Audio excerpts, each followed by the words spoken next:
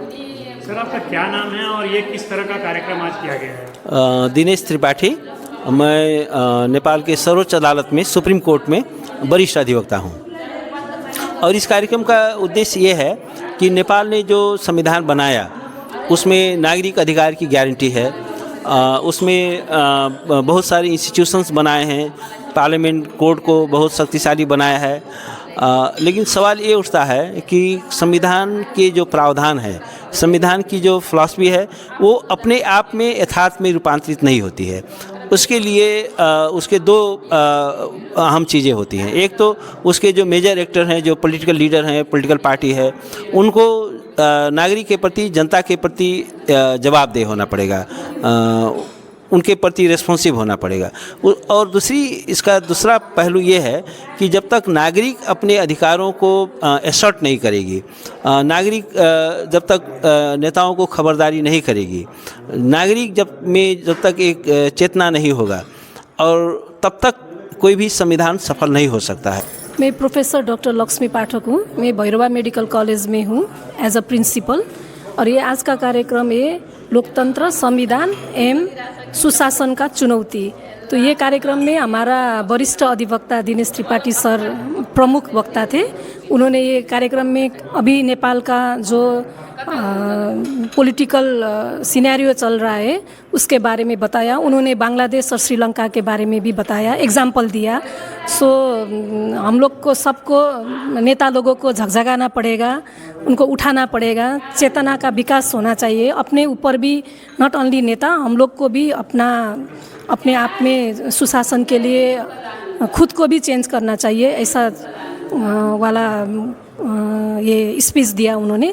ये कार्यक्रम बहुत अच्छा रहा। बहुत लोगों ने क्वेश्चन भी पूछा। मैंने भी थोड़ा बहुत इसमें इंटरैक्टिव काम, मतलब क्या बोलते हैं, इंटरैक्टिव क्वेश्चन प्रश्न किया। और क्योंकि हर जगह पर सिफारिश ये सब होता है, तो सिफारिश लेने में चाकड़ी, चापलूसी, भ्रष्टाचार ये सब हो जाता है। तो ऑनलाइन सिस्टम ही अच्छा रहेगा जैसा लगता है। मेरा व्यू क्या है कि अब online system, online voting, online paper work, online government system होने से ये भ्रष्टाचार, सुशासन और ये हमारा संविधान को अच्छी तरह से हम लोग निभा पाएंगे जैसे हमको लगता है। ये कार्यक्रम इसी में समाप्त हुआ है। Thank you.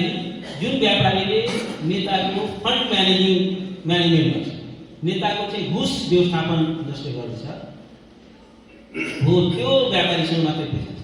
त्यसकारण व्यापारीहरूको पनि के छ, जो नेताका वरिपरि घुम्ने कि व्यापारी पनि हुने, ती चाहिँ के हुने, घुस व्यवस्थापन, ती भर्खर पैसावान भएका नौ धनाढ्य। अनि त्यसले गर्दाखेरि हाम्रो होल सिस्टम चाहिँ हाइजेक हो। यहाँ चाहिँ डेमोक्रेसी छैन। तपाईहरु संसद निकममा भएको छ। त्यत्रो चाहिँ संविधान भन्ने कतिवटा चाहिँ कानुन बन्यो। संविधानलाई कार्यान्वयन गर्नको लागि अति आवश्यक न्यायमन्त्री सेवा यही पास हुन सकेको छैन। त्यसो पनि हुनु हुन्छ। ब्युरोक्रेसी भनेको कुनै पनि डेमोक्रेसीको आधारको कुरा।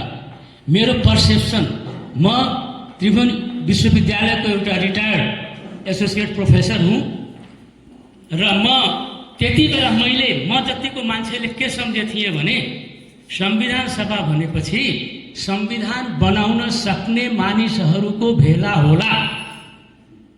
संविधानका ज्ञाताहरू, संविधान जान पार्टीबाट हामीले धेरै कुरा संविधानको विषयहरूमा धेरै कुरा हामीले सुन्यौँ, आज बुझ्यौँ पनि है। तर मैले के भन्न चाहन्छु भने मेरो केही सुझावहरू म यहाँ राख्न चाहन्छु। जस्तो हाम्रो देशमा यति करप्सन छ नि, त्यो गनेर पनि साथ दिँदैन क्या। यो कपाल हामीले गर्न सकिन्छ नि। मैम, क्या नाम है आपका? और आप जो है पूर्व विधायक भी रह चुकी हैं, और नेपाल में जो भ्रष्टाचार आज कायम है उसको किस प्रकार से अंकुश लगाया जाए? मेरा नाम रमा अर्याल, मैं लुम्बिनी प्रदेश का पूर्व विधायक हूँ। तो नेपाल में जो भ्रष्टाचार है वो भ्रष्टाचार ज़्यादा से ज़्यादा अभी भ्रष्टाचार मौला रहा है। इसमें कैसे कंट्रोल करने, इसमें जो नीतिगत भ्रष्टाचार ज़्यादा है। जो सरकार नीति बनाता है वही में घुसकर ज़्यादा भ्रष्टाचार होता है। इसके लिए एक ईमानदार नेता होना चाहिए और पब्लिक भी इसको आवाज़ उठाना चाहिए। वो जो नागरिक समाज है वो सशक्त होना चाहिए। सत्ता में क्या होता है, आज मैं यहाँ भैरवा के मौर्य होटल में मौजूद हूँ। यहाँ पर एक अंतरक्रिया कार्यक्रम किया गया है, जिसमें सुप्रीम कोर्ट के वकील दिनेश त्रिपाठी जी थे और तमाम जो है विशिष्ट अतिथि, प्रमुख अतिथि थे। उसमें सीपी दाई भी थे, तिलक घिमरे भी थे, होटल एसोसिएशन के लोग भी थे। उनका ये कहना है कि राजनीति के चक्कर में पूरा नेपाल बर्बाद हो रहा है। जब तक जो है राजनीति में चोरी बेईमानी नहीं हटेगी, तब तक जो है नेपाल सुधरेगा नहीं। जिसमें 80 लाख करीब युवा अभी नेपाल से बाहर जा चुके हैं। कई खरबों रुपया जो है नेपाल के ऊपर कर चढ़ गया है। इसको हम लोग अगर सही रूप में नहीं उठाएंगे, सही रास्ता या दिशा नहीं देंगे, तो ये नेपाल बर्बाद हो जाएगा। मनोज कुमार त्रिपाठी, हर्षोदय टाइम, भैरवा, नेपाल।